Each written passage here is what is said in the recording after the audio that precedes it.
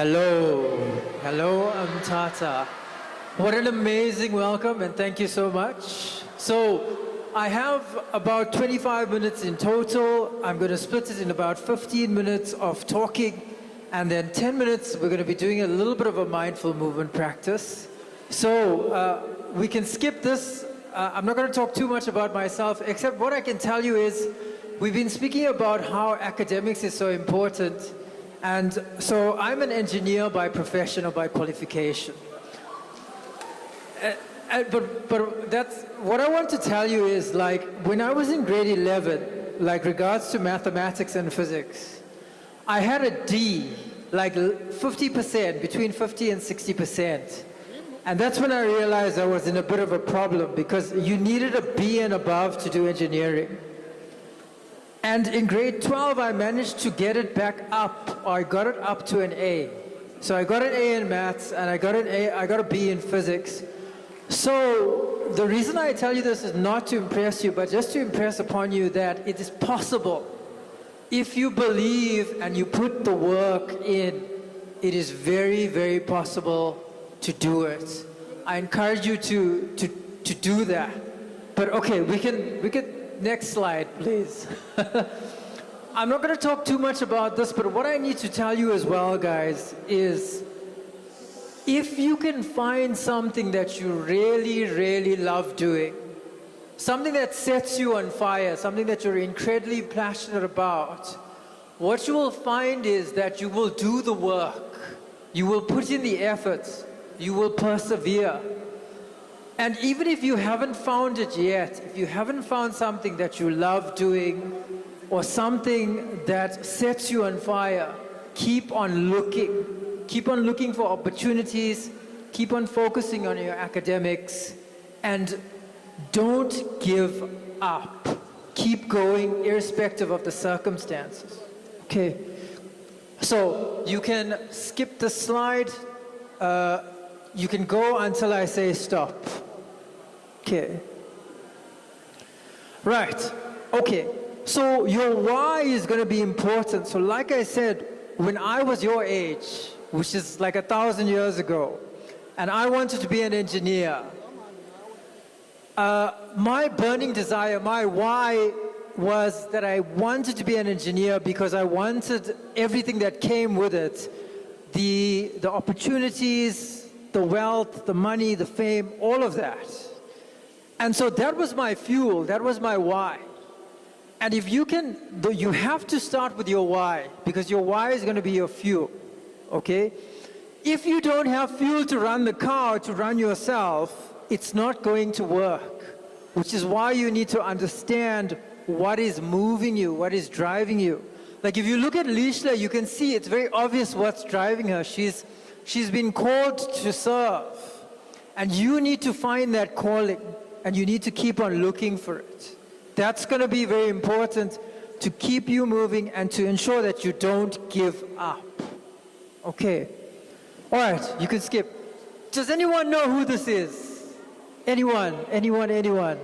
Okay. It's Vusi Tembakwayo, right? But he basically says something very similar, right? You need to have clarity about what defines you.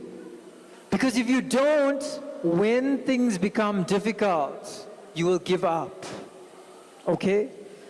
All right. So, let's move on.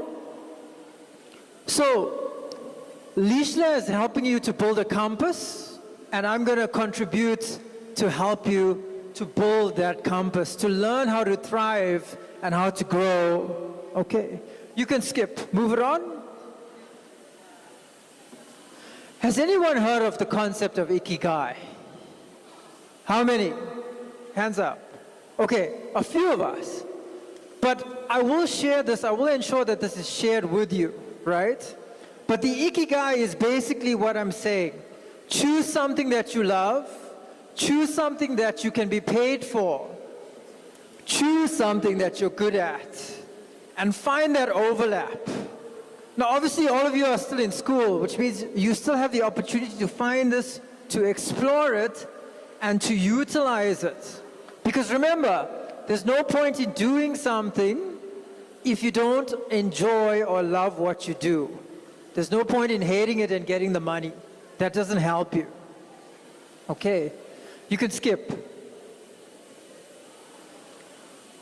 Okay, so I'm going to talk a little bit about the pillars of wellness, right? I'm going to talk about 3 important pillars of wellness, okay? And the reason why we speak about the pillars of wellness is because if you can't, remember, if you are perpetually feeling sick or demotivated or lack of energy, the chances of you doing well academically or doing well in anything that you want to do is going to diminish. Okay, so you can skip this, you can move along. Now let me ask you this. This is going to be an interesting question.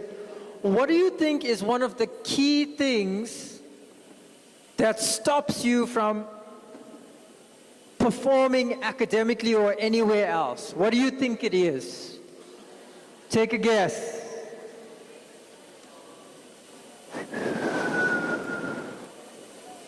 Mobile phone. But specifically, what about a mobile phone? Social media, right? Social media and the way we use it. All right. So if you can just go to the next slide. Now, I don't know how well you can see this, right? But what this is it's a graph that shows how when teenagers started getting more access to mobile phones or smartphones, how the rate of depression and suicide skyrocketed. Okay? You can see that spike where the second arrow is. Okay. Now, why I'm saying this is we need to be, as teenagers, very aware and very mindful of how we use our mobile phones. Because if we use it in the wrong way, it can lead to a great deal of depression, suicidal thoughts, lack of energy, all of the like. Are any of you familiar with dopamine depletion or brain rot? Brain rot, anybody? Okay, some of us. But guys, that endless scrolling, what is it doing? It's rewiring your brain in a way that now you might find is you struggle to pay attention. Okay? That's number one. You struggle to get the energy to do anything. That's number two. Right? And if you're struggling with that and you notice that it's getting worse and worse, it might be that you're using too much social media. It's too much brain rot, too much scrolling. Which means that you need to come up with a strategy to make sure that you do not use the phone in a way that it is becoming addictive. Okay? You can move on. All right. So if you look at the effects of social media or what we're seeing in society now, we are seeing an increase in mental health issues. We are seeing an increase in teenage suicides and the like. And this is as a direct result of the way teenagers are engaging with social media and the way they're using their phones. Just remember that do not allow anybody or any platform to use you. They are giving this to you for free. Your access to Instagram and Facebook and all of that is for free. You need to ask yourself why. It's because you are the commodity. They are using you. Don't allow it to be done.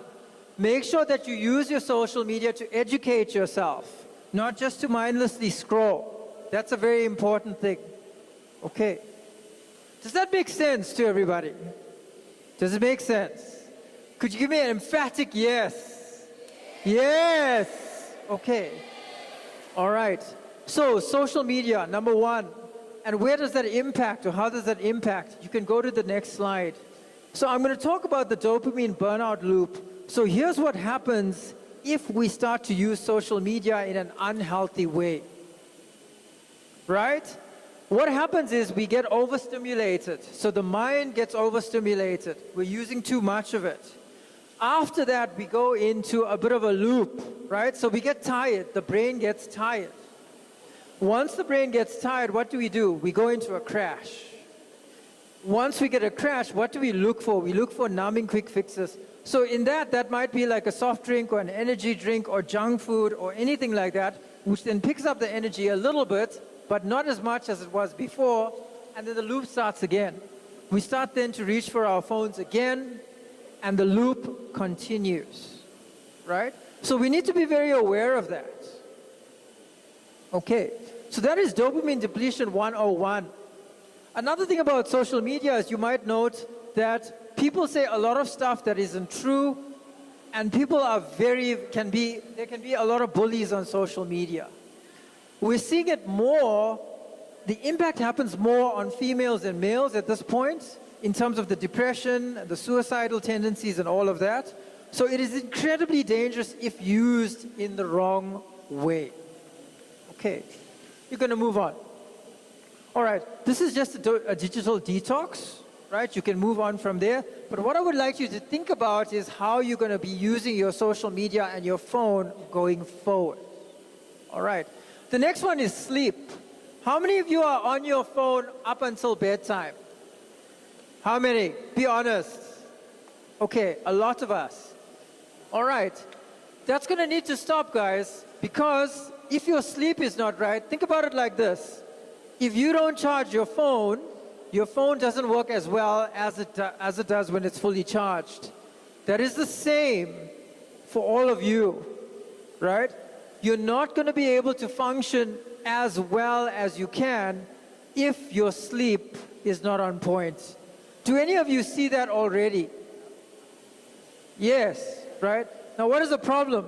The problem is if you're overstimulated, your sleep is impacted, and once your sleep is impacted, you are unable to focus the day after that, and it becomes a cycle and a cycle and a cycle. Okay, so that's the next part, how sleep deprivation impacts your body. Can we move on from here? Okay, the next one. How many of us are into soft drinks, sugary drinks, all of that? I saw a few of you drinking Coca-Cola outside, but it was there, you had it, it's fine, right? But another thing is, guys, energy drinks especially, what it does is it gives you a small energy spike, and then it's followed by a crash. And the only way to get the energy back is to have more energy drinks. And so it goes boom, up, boom. But if you don't, what happens is the energy spikes, and then it goes down and down and down and down and down, and you crash, and then you fall over the edge, potentially. All right. Okay, we can move on from this one. So is it a Red Bull or is it a Dead Bull? Yeah, Dead Bull. Okay, so we need to be aware of what we put into our bodies. So remember, consumption is not only what we eat and drink, it's what we consume. Like social media is something that we consume. Okay? Okay, you can move on from here. Okay, so this video is about addiction. Given that we are a bit limited for time, I'd like to move on from it. We don't need to play that. You can move to the next slide.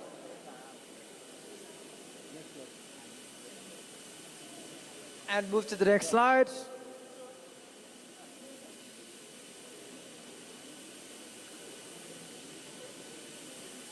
Okay, next slide.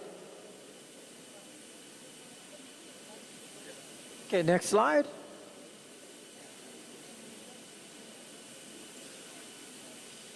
Okay, so I'm also a fan of quotes or quotations. One of my favorite ones is, "We do not rise to the level of our expectations. We fall to the level of our preparation." This is very important because very often we all want to do well. But the question is, in terms of hard work, in terms of perseverance, what do we back it up with? And you need to ask yourself what needs to be done. If you're not getting the results that you're getting at the moment, what do you need to do over and above what you're doing to then get the result that you need? I'm going to be speaking about the easy as pie method now. You can move on, right? You are the results of your actions. I hope we're all aware of this now.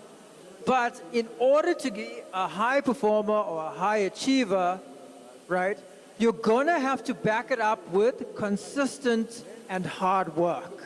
That's going to be super important. Okay, we can move on from here. So, how many of us plan our days? Use a calendar, plan the days. 1, 2, 3, 4, 5. Okay, so the rest, not so much. All right. So what I've done here is, guys, I've just shown you a sample of how I plan my day, or how, this is a plan of my week, actually, right? You'll notice that it's color-coded. I would encourage you to plan your weeks and your months and your days. You're in exam time now, so obviously maybe you've got a plan in place. But what I would recommend is to plan as best as possible. And I know a lot of students say, I don't like to plan because it doesn't go according to plan, right? But that's not the point, or that's not the only point of a plan. Another reason why you plan is because if something doesn't go according to plan, you can move stuff around, which then allows you to do the most important things. I encourage you to use, like, this is Google, right? So I use a Google Planner, and I color code. So you can color code according to subjects, as an example. So let's say you want to study engineering or medicine, then maths and physics are going to be the most important things. Those have to be your priority number 1 subjects. Okay? Does that make sense? Okay, let's move on. You have to practice under exam conditions. Okay, what we see is a lot of anxiety of students when they get to the exam. Now, why is that? Very often a student will go through all of the content, so they revise all of the content, and then they don't practice under exam conditions, and they get to the exam and they fall apart. What I would recommend is maybe reverse it. Start with the exam practice. Do the exam practice first, and then identify the areas where you are struggling, and then go and revise just those areas. That's going to be a more optimal or more effective use of your time. Okay, we can go on from here. So this is the protocol for preparing for an exam that has been created by ECS Pi, right? And so this is what I've said. Prepare for your exam under exam conditions. Okay? You must work through as many past exam papers as possible, especially for maths and physics. Okay? And what you'll notice is that the pattern, the questions repeat. Well, not exactly, but they repeat. The format and the flavor of the questions repeat. You must time yourself, right? You have to get used to working under timed conditions. That is super important. The day before your exam, go to bed early, get a good night's rest. Remember what we spoke about. If you don't have the good night's rest, it's like you haven't recharged yourself fully, you will not function at 100%. Okay? All right, you can move on. On the day of the exam, wake up early. Don't look at your books on the day of the exam.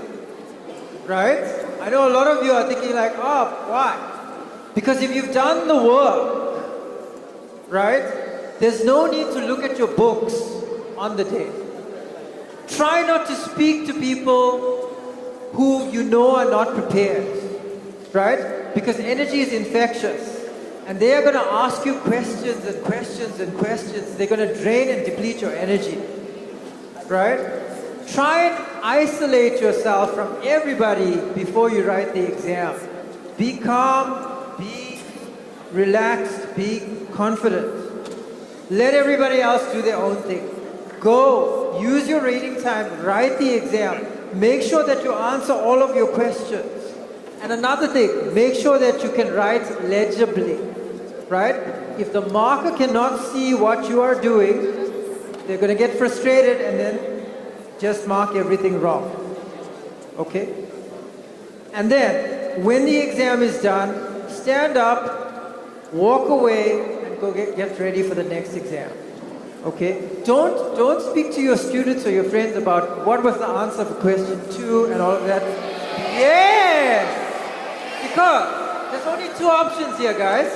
One is they got it wrong and now you think you are wrong, and that's going to bring down your confidence. Or number 2 is you're both got the wrong answer and now you think they all are both right, and that doesn't help you either. Right? Go home, reflect, and then get ready for the next exam. That is your best strategy. Next slide, please. We're almost at the end of it. In terms of profound quotes, guys, I understand that we all have our challenges, right? Everybody has a set of challenges that has been given to them for whatever reason, okay? But I like this because this really inspires me. And I mean, you can read it, but it goes like this. I asked for strength, and God gave me difficulties to make me strong. Yeah? I asked for wisdom, and God gave me problems to solve. I asked for prosperity, and God gave me a brain and brawn to work and to be innovative in the way you work, as Caleb was alluding to.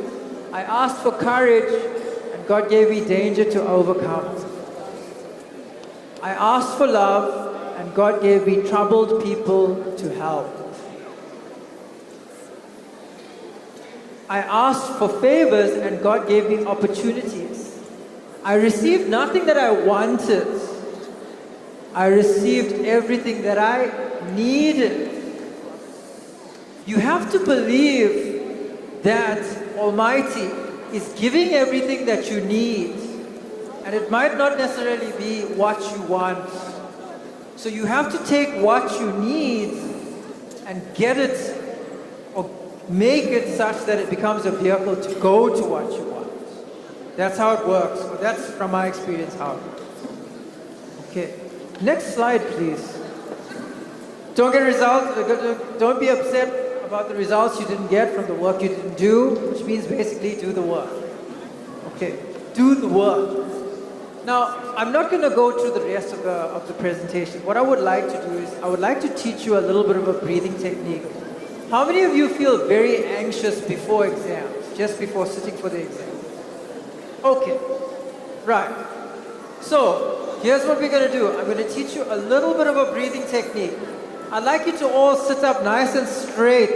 Sit against, so don't sit up against the backrest. Move away from your backrest. Now, I want you to take your feet and plant them into the floor. Sit up straight. Pull your shoulder blades, pull them back, pull them down. Okay. I want you to take your hands and place them on your belly.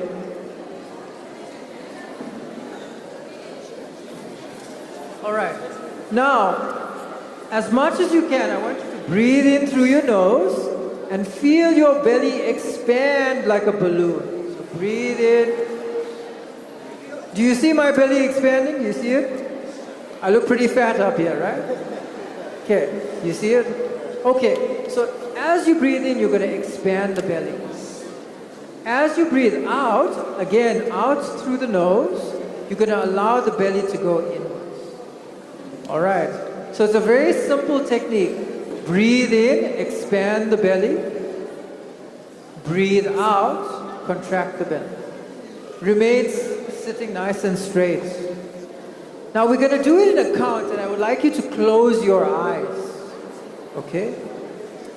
So here's how we're going to do it. We're going to breathe in for a count of 1, 2, 3, 4, and out.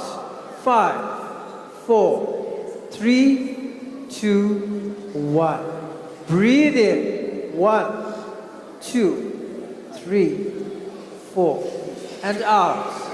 5, 4, 3, 2, 1. Inhale. 2, 3, 4. Exhale. 5, 4, 3, 2, 1. Inhale.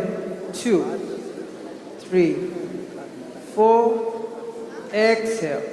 5, 4, 3, 2, 1. We're almost done. Inhale. 2, 3, 4. Exhale. 5, 4, 3, 2, and 1. From here, you can gently blink your eyes open. How did that feel? How's it feeling? Could you give me a thumbs up for a good, thumb sideways for a maybe, thumbs down? I just want to see if there are any thumbs down. Now guys, right now, because we've been having a great time, you're probably all feeling relaxed and chilled and all of that, right? But when you are writing the exam, you know that you feel potentially stressed out. This exercise or this practice is to be used when you are feeling stressed, when you are feeling anxious. At any time, if you make your out breaths longer than your in breaths, you then activate a calm response. I'm not sure many are aware of it. This is a very simple tool, but it's one of the tools that allows us to access that ocean of awareness inside of us. And nobody tells you this. Not many people will tell you this. And so just to quote scripture, Luke, I think it's chapter 17, verse 21. The kingdom of God is within you. But the question is, do you have the tools to know how to go within yourself, to access that ocean of awareness? This is one of the practices that can be used to create or begin that process or that journey of learning how to tap into that ocean of awareness within yourself. So I'm going to leave you with that, because I can see everybody's getting kind of antsy. But I thank you very much. It has been an incredible pleasure to be able to present to you. Thank you so much. Thank you very much.